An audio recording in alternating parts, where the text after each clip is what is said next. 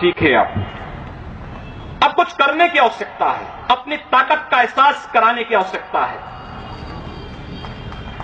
कौन मौलाना हैदराबाद से बोलता है, कौन कहां से बोलता है, इसलिए बहुत चिंता मत करिए, क्योंकि बकरे की अम्मा कब तक खैर मनाएगी आप देखते रहिए। बस बहुत दिन चलेगा नहीं ये। उन सबको मालूम है कि आने वाला समय और आने वाला दिशा क्या होने जा रही है।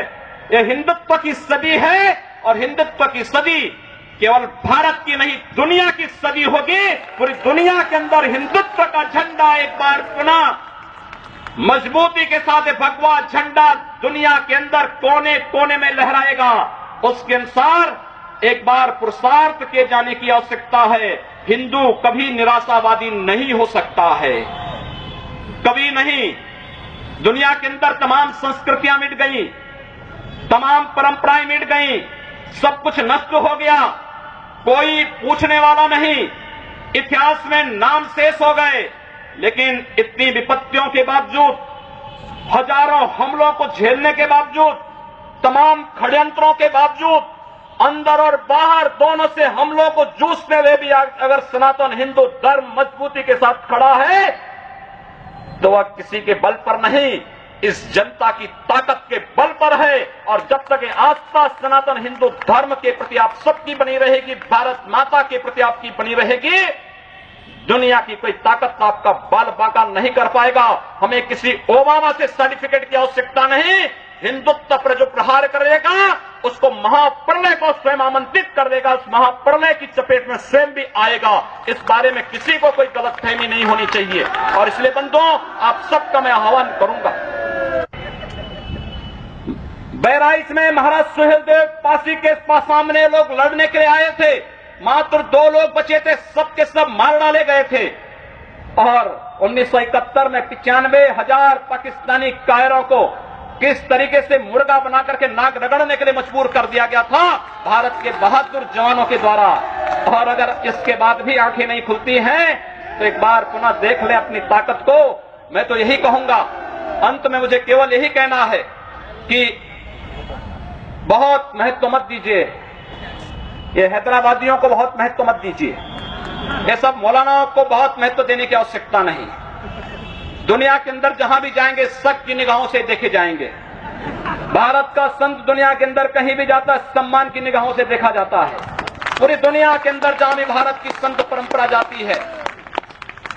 सिंगापुर में मैं गया, मैं देर में पहुंचा, जब एयरलाइंस में बैठने के लिए हुआ तो उसने मेरे कपड़े देखे और सबसे आगे की सीट में बैठे हुए लोग वो खड़े हो गए, वो मुझे बुलाने लगे कि आप आगे। मैंने कहा नहीं, मेरी सीट पीछे। कहा नहीं आप आगे बैठिए। वहां की थाईलैंड में गए, वहां की बस में आगे की 2 सीट तो केवल संतों के लिए है, यानी मुफ्त में यात्रा करिए, जितनी यात्रा कर सकते हैं। दुनिया के अंदर कहीं भी आप जाएंगे, भारत की संत परंपरा का सम्मान है और भारतीय नागरिकों का सम्मान है। यह भारतीयता की देन है। ओबामा जी, इसके लिए किसी से हम लोगों को सर्टिफिकेट लेने की आवश्यकता नहीं।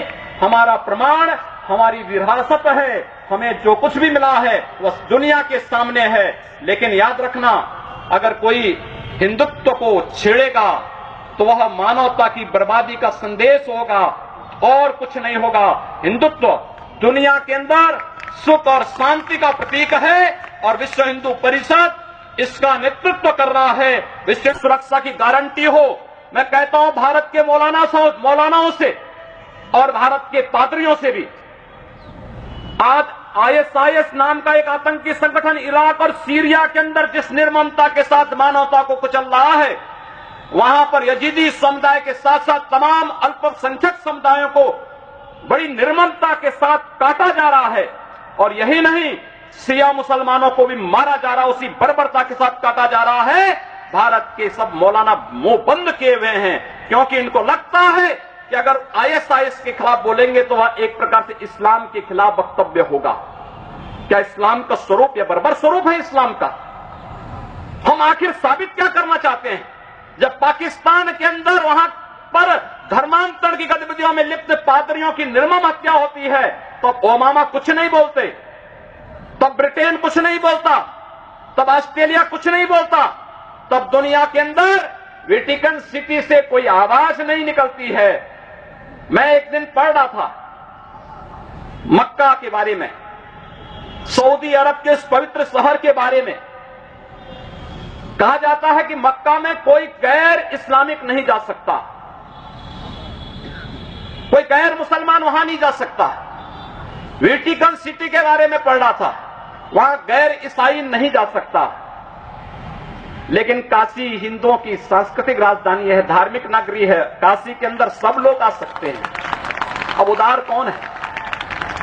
यानी हमारी काशी में सब लोग आ सकते हैं, ऊंची ऊंची मीनारें बना सकते हैं, मीनारों से चिल्ला सकते हैं, तो भी हम पर आवाज, तब भी हम पर आरोप लगते हैं। लेकिन सऊदी अरब में, मक्का मदीना में कोई दूसरा नहीं जा सकता, कोई नहीं जा सकता, कोई दूसरा गैर मुस्लिम नहीं जा सकता।